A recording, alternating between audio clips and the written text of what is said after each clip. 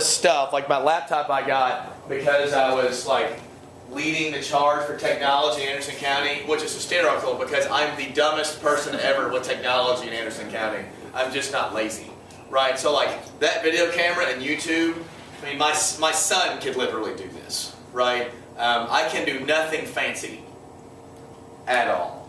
Like Miss Fallbush can really make some stuff hum, right? She's awesome at that kind of stuff, and I'm just basically a wooden spoon, right? I really can't do much.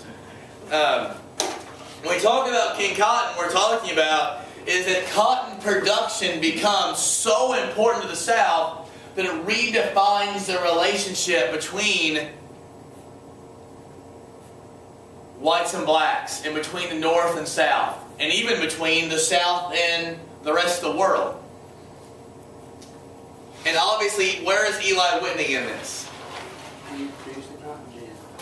Up until the end of the 18th century, what was happening possibly to slavery?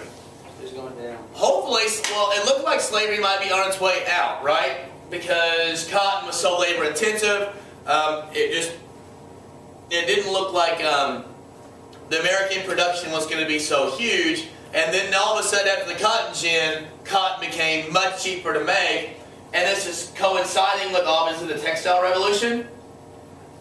So the North and England is demanding huge amounts of cotton. So what happens to the price of cotton? It's high. And since the price is really high, that is economically going to induce people to get more land to buy cotton. So instead of just having, original cotton fields in South Carolina and Georgia, now all of a sudden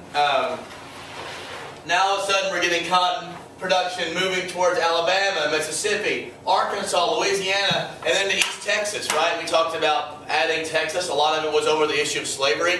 I mean, those of you who know football, where's the Cotton Bowl held? It's in Dallas. It's in Texas, right? This is because East Texas has a very, very similar Southern culture. You remember we looked at the county maps, right? That this part of Texas had like a Southern county structure on it, sort of haphazardly made. And you sort of see sort of the ultra Southern belle types of Texas are on this side, right? This side of Texas is not Southern culture. What is this side of Texas? Like Western? Yeah, it's more like, it's like the West, right? West Texas. West Texas is, I've never been there, but since I don't like Texas, I'm going to go ahead and assume it's the ugliest place on earth. I have had friends that have driven across Texas and told me that West Texas is a barren, giant wasteland of huge amounts of just, deserty land for long times. They have basically some oil fields, poverty, and high school football. That's what they have in Texas. Although I might be generalizing. So let's talk about the generalizations of the South, okay? There ends up essentially being three types of South. And the generalizations are, the further south you go, I don't mean generalizations like stereotypes, I mean like generalizations you can actually sort of bank on. The further south you go, obviously the more cotton production. And the upper South, what you might call the border South, what type, like in Kentucky, what type of crops? We weren't making that much cotton, what were we making? Tobacco. Yes, we were making lots of tobacco, right? And the further south you go, the more cotton production, right? Georgia, South Carolina, Louisiana, right? It's much hotter in the South. The cotton production is more labor intensive, larger cotton fields. Specifically also in parts of the South, like in Western Virginia, Western North Carolina, Eastern Kentucky, Eastern Tennessee, what's the land like? It's mountains, right? It's the Appalachian Mountains. So what you tend to see there is a huge portion of white people that tend to not have any slavery there. Well, you had no slavery there. There was the land wasn't really able to grow much. In fact, what you tend to see, and what you saw in the Civil War, West Virginia wasn't a state until the Civil War. In 1963, they actually left Virginia because this portion of west of Virginia was not Confederate. It didn't lean Confederate. That's not to say that there weren't people from West Virginia who did fight for the Confederacy. And it's also not to say that people in Appalachia were like pro-black. That's not the case. Is that border south or middle south? We'll get to that in a minute. Uh, Oh, and what, West Virginia? Yeah. It actually was considered none of them because it wasn't a state when the war started, and it broke away to be in the Union. So it was inherently a Union state.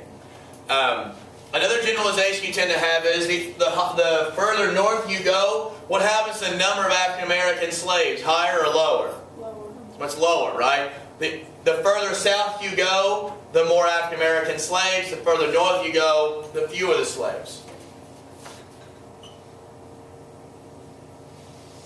Also, something to consider, people think the South had one mind about things, like the South thinks this, the South thinks that. The South was inherently pretty independent, each state was. The only thing the South in general didn't like was the federal government.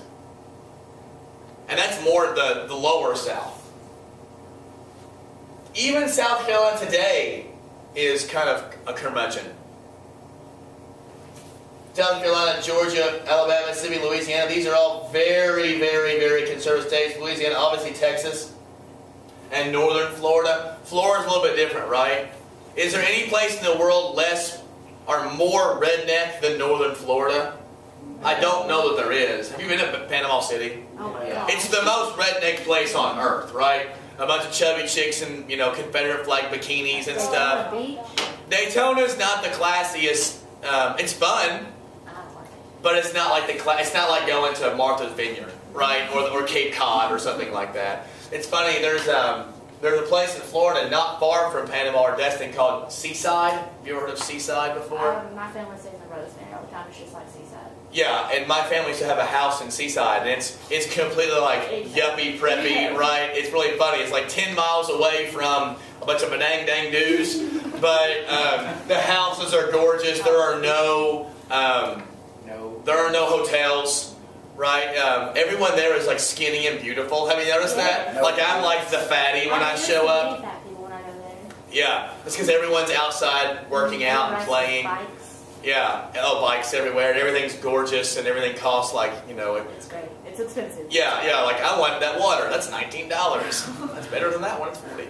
It is great. My aunt used to have a house there, and we go there quite a bit. No good. It's really fun to go to, but it's yeah. When I show up, I'm the poorest person within a 10-mile radius by far. And ironically, and not being very big, I'm also the toughest person with a 10-mile. Everyone's like kind of dainty and private schooly and stuff like that. Yeah, you're the only public school kid within a 20-mile radius when you go there. Yeah.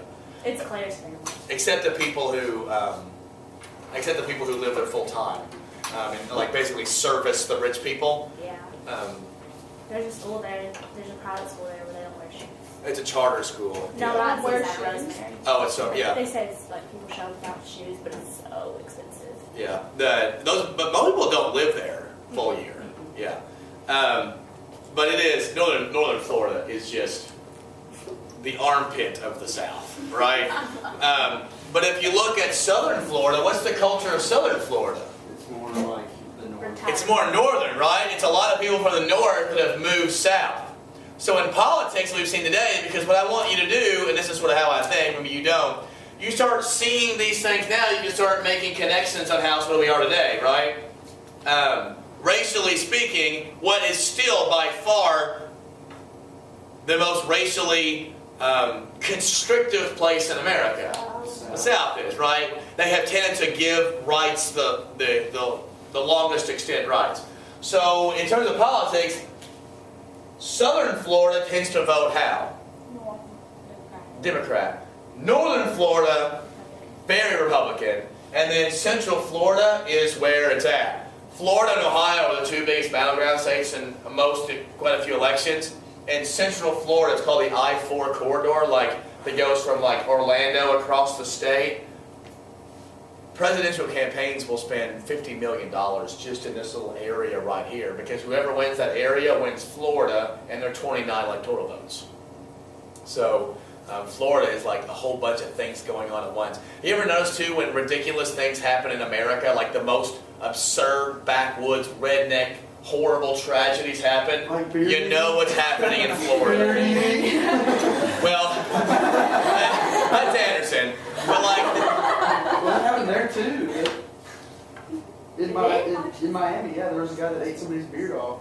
Cause like the joke, do you remember when the Thunder played the Heat the joke was that the Thunder didn't want to go because James Harden's there. James Harden would get his beard eaten off. It's awfully strange. Florida's really weird. A zombie guy who ate a homeless man's face off. Yeah, and obviously, and as soon as I heard the shooting in Trayvon Martin, before they said it where it was, like, that's Florida, right? It's got to be a southern state. You know it's happening in Florida, right? Florida has those rules that, if you feel threatened, apparently you can gun someone down.